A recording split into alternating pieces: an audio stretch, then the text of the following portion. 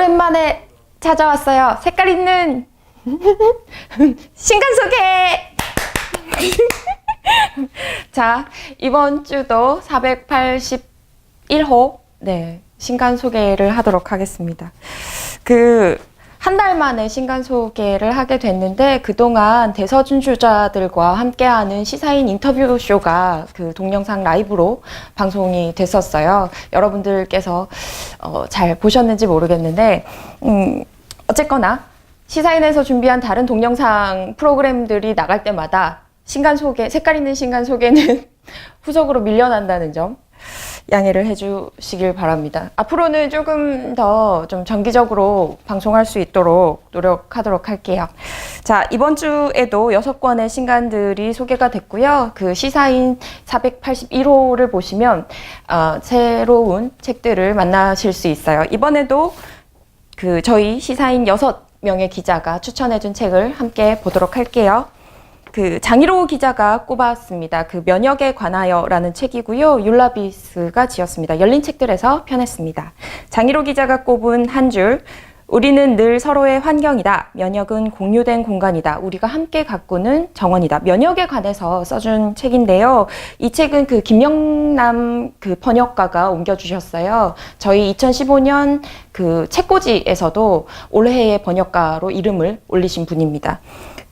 면역에 관하여 사람은 병균과 바이러스와 독과 함께 살아왔고 또 살아가야 한다.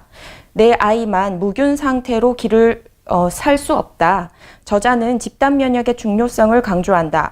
백신 접종률이 떨어지면 집단 면역도 무력화된다. 효과가 상대적이고 적은 백신이라고 할지라도 충분히 많은 사람이 접종하면 바이러스가 이동하기 어려워진다. 우리 모두가 서로가 서로에게 건강을 빚주고 있다는 사실을 아름답게 증명해 나가는 책이다라고 소개해 주셨어요.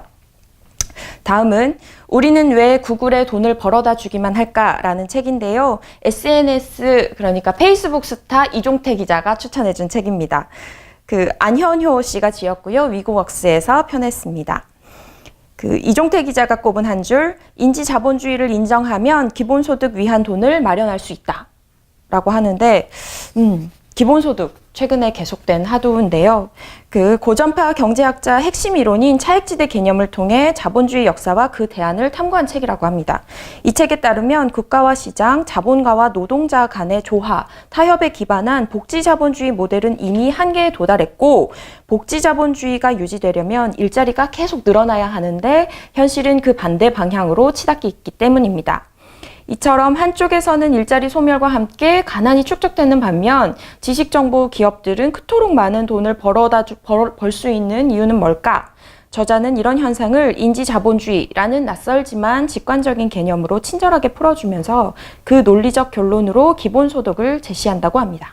불과 139쪽의 작고 얇은 책에서 차액지대 개념과 초민의 자본주의사, 기본소득론까지 엄청난 콘텐츠를 쉽고 간략하게 담았다고 하는데 경제 전문가가 추천하는 책인 만큼 꼭 읽어보시면 좋겠습니다. 다음 또 장희로 기자가 추천해준 책이에요. 강간은 강간이다 라는 책이고요. 조디 레피얼 지음 최다인 옮김 글 항아리 펴냈습니다.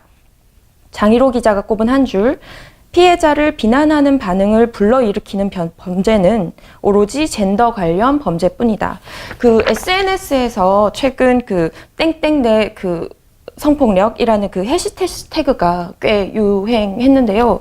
유행이라는 단어 좀 어폐가 있습니다만, 사실은 이걸 보면서 사람들은 터질 게 터졌다라는 반응을 보였죠.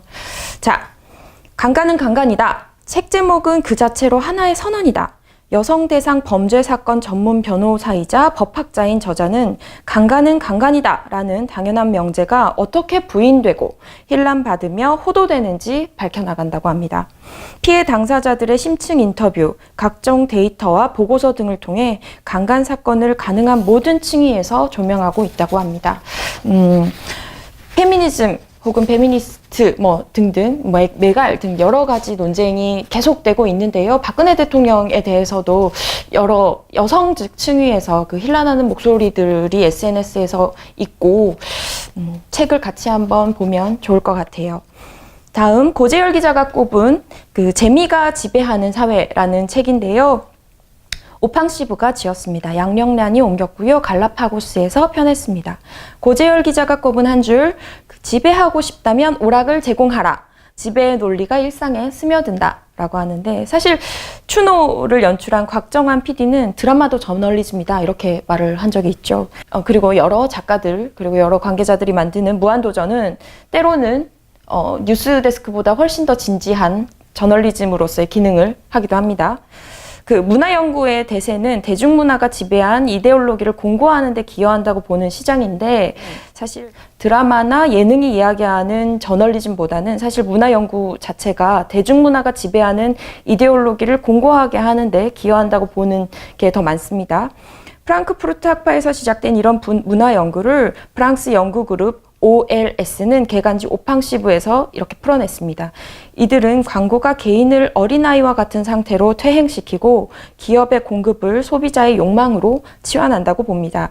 그리고 노동 조건이 악화되고 있는데 개인은 값싼 재미에 만족하며 저항하지 않게 된다고 말하고 있습니다.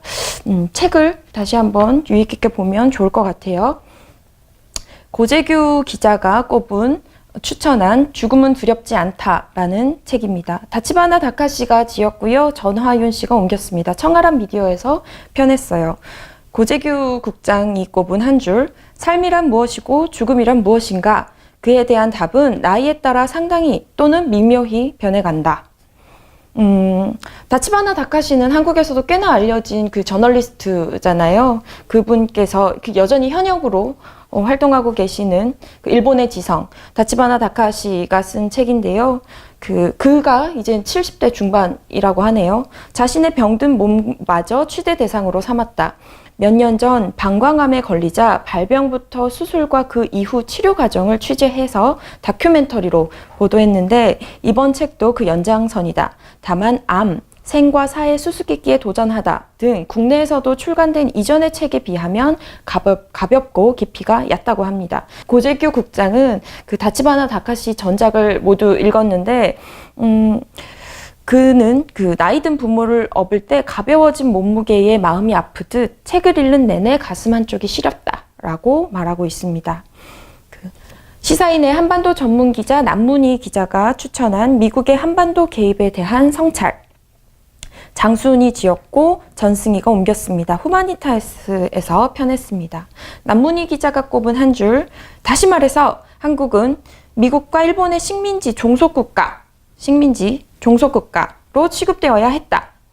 장순 저자는 4.19 직후 민주당 정부에서 총리를 지낸 장면 박사의 넷째 아들이라고 합니다.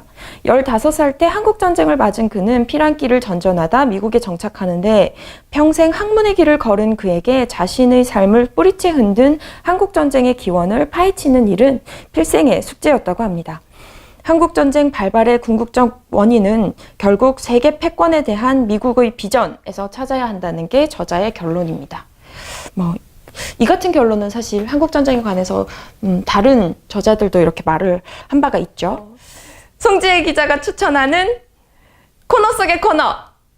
빠밤! 언제 사라질지 모르기 때문에 이름도 짓지 않은 코너 속의 코너.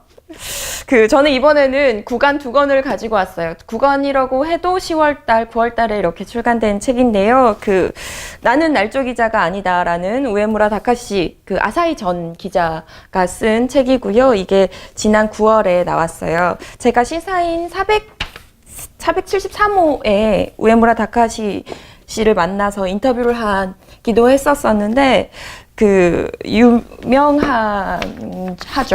날조 기자로 이름을 벌써 알려졌는데, 우에무라 다카시 전 아사히 기자는 1991년도에 일본 아사히 신문의 위안부 문제를 최초로 보도했어요. 그런데 이게 사실은 특종이죠. 그 이후 사흘 뒤에 김학순 할머니께서 자기의 피해를 위안부 증언을 하기 시작하면서 다시금 이 짧은 스트레이트 기사가 이렇게 눈길을 끌었는데, 사실 이 이후에 위안부 문제가 세계적인 이슈로 북상하게 됩니다. 그런데 13년여가 지난 2014년 1월에 다시 우에무라 타카시 상의 그 특종이 날조기사라고 비판을 받기 시작해요. 그러면서 한일 관계뿐만이 아니라 일본의 국제적 이미지를 악화시킨 장본인으로 우에무라 타카시 상을 꼽게 되는 거죠. 그러면서 아사히 신문에서 조기 퇴직하게 되고 그 이후에도 대학으로 전직을 하려던 그의 꿈이 무산이 됩니다. 대학으로 일본 극우 세력의 항의가 빗발쳤는데 그 빗발침은 가족에게도 계속됐어요. 그의 가족에게 자살할 때까지 몰아붙이겠다면서 협박을 하기도 했는데 그가 최근에는 한국의 대학에서 강의를 하고 있어요. 그 한국과의 인연은 꽤 오래됐는데 한국말도 능통하시고 하시면서 그 동아시아 평화와 문화라는 주제로 가톨릭 대학교에서 지금 가르치고 계십니다. 그 날조 기자가 아니라는 증명을 하기 위해서 그는 언제나 그 백팩과 그 손에 가득 그 증거 자료를 가지고 다니시더라고요. 저희 9월 28일 시사인 사무실에서 인터뷰 때 뵐 때도 커다란 짐을 들고 오셔가지고 저희 그 기자들을 이렇게 놀라게 했었어요. 이 책은 그 다른 타사에 있는 기자가 꼭 이 신간 소개를 통해서 추천했으면 좋겠다라고도 다시 한번 추천을 해줘서 이렇게 소개를 하게 됐습니다. 다음은 그 너에겐 노조가 필요해라는 책이에요. 보이시나요? 이 평범한 사람들이 노조를 만들고 생긴 일들, 그 삶을 바꾼 이야기들이 이 책에 담겼는데 보시면 알겠지만 만화와 그리고 글로 구성이 되었어요. 읽기 쉽게 만들어져 있고 노조가 어떤 과격하거나 강인한 게 아니라 친근하고 평범한 우리 주변에 있는 이야기들로 설명되고 있습니다. 그 마트 노동자부터 대공장 정규직 노동자에 이르기까지 12곳의 노조 조합원의 이야기를 글과 그리고 또 만화로 실었습니다. 사회진보연대 활동가 김유미 씨가 지었고 그리고 그림은 사회운동을 꿈꾸는 반지수 씨가 수고해 주셨어요. 이 웹툰 드라마 송곳 기억하시죠? 그 이후로 그 마트 노동자들이 노조를 출범하고 나서 그동안 못 받았던 연장 수당을 받은 이야기들 이런 것들이 생생하게 담겨 있다고 해요. 자. 법에 정해진 권리도 누리지 못하는 우리 노동자 이야기들을 읽어볼 수 있습니다. 이 책은 월간지 홍명교 오늘보다 편집위원께서 추천을 해주셨는데 월간지 오늘보다는 약간 진보적 그 잡지죠. 월간지. 자, 이처럼 그 같이 보고 싶은 책이나 추천해주고 싶은 책들 저희 시사인 독자와 함께 나누고 싶은 책들이 있으면 저에게 알려주세요. 저를 통하실 분들은 댓글을 달아주시거나 알아서 저에게 연락을 주시면 됩니다. 그렇게 친절하지 않아서 죄송합니다. 불편하게, 불친절하게. 자, 이렇게 소개를 모두 마치도록 할게요. 자, 별일 없으면 시사인 인터뷰쇼나 이런 별일이 없으면 다음 주에 만나도록 할게요. 안녕!